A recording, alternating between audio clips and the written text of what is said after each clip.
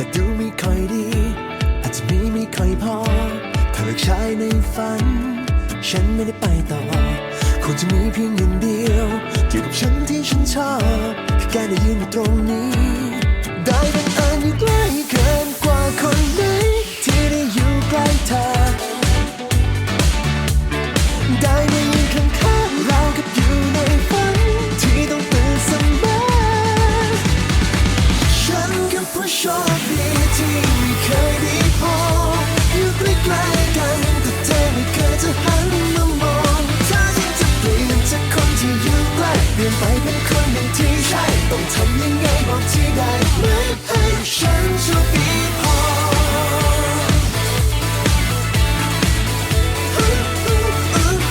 เพราะฉันนั้นเฝ้ารอ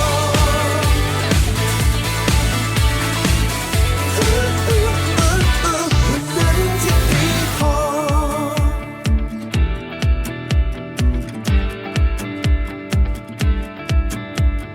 I wanna be with you อยากกระซิบคำนี้ให้รู้อยากจะข้ามเส้นบางๆที่มันกั้นเราตรงกลางเปลี่ยนจากคนที่เคียงข้างกลายเป็นคนที่เคียงคู่ใกล้กันได้แค่นั้นแล้วก็จบทุกทีไม่ว่าฉันพยายามสักเท่าไหร่แต่ว่าเหมือนว่ายิ่งใกล้มันก็จะเป็นไปได้ไหมถ้าเธอกับฉันจะเป็นมากกว่านี้ฉันคือผู้โชคดีที่ไม่เคยได้พบอยู่ใกล้ๆกันแต่เธอไม่เคยจะหันมามองถ้าฉันจะเปลี่ยนจากคนที่อยู่ใกล้เปลี่ยนไปเป็นคนหนึ่งที่ใช่ต้องทำยังไงบอกที่ได้ไหมให้ฉันโชคดีพอมันจะนานสักเท่าไร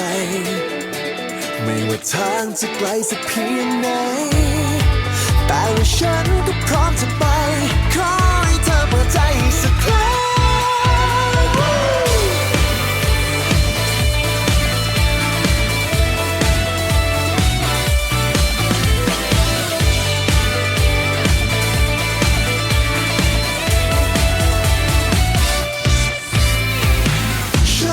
ผู้โชคดีที่ไม่เคยได้พบอยู่ใกล้ๆกันแต่เธอไม่เคยจะหันมามองถ้าฉันจะเปลี่ยนจากคนที่อยู่ใกล้เปลี่ยนไปเป็นคนหนึ่งที่ใช่ต้องทำยังไงบอกที่ได้ไหมให้ฉันโชคดีพอดูไม่ค่อยดีอาจจะมีไม่ค่อยพอเพราะฉันนั้นเฝ้ารอเธอใช้ในฝันฉันไม่ได้ไปต่อ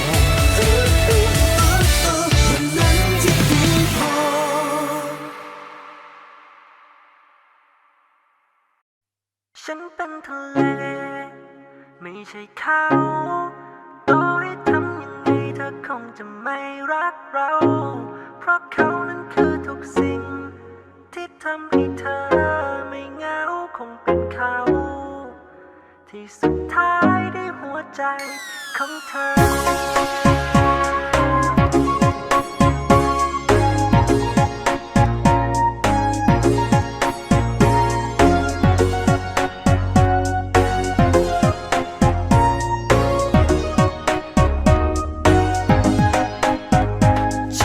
ฉันมันเป็นทะเล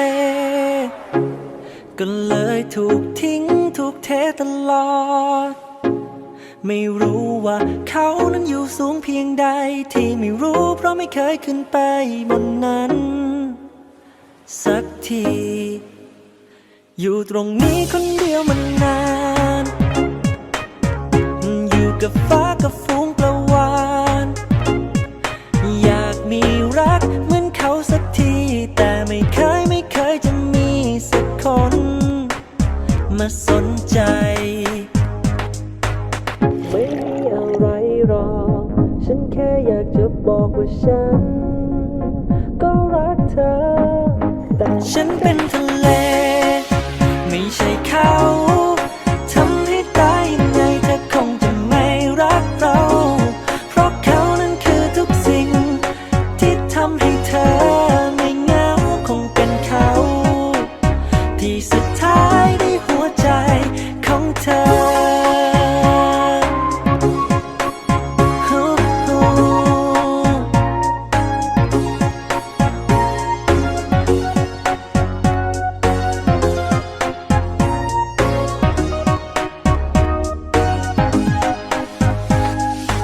ดินไปมองเธอข้างหลังตอนเธอกำลังขึ้นไปก็รู้ว่าเขานั้นอยู่สูงแต่เธอกลับไม่สนใจ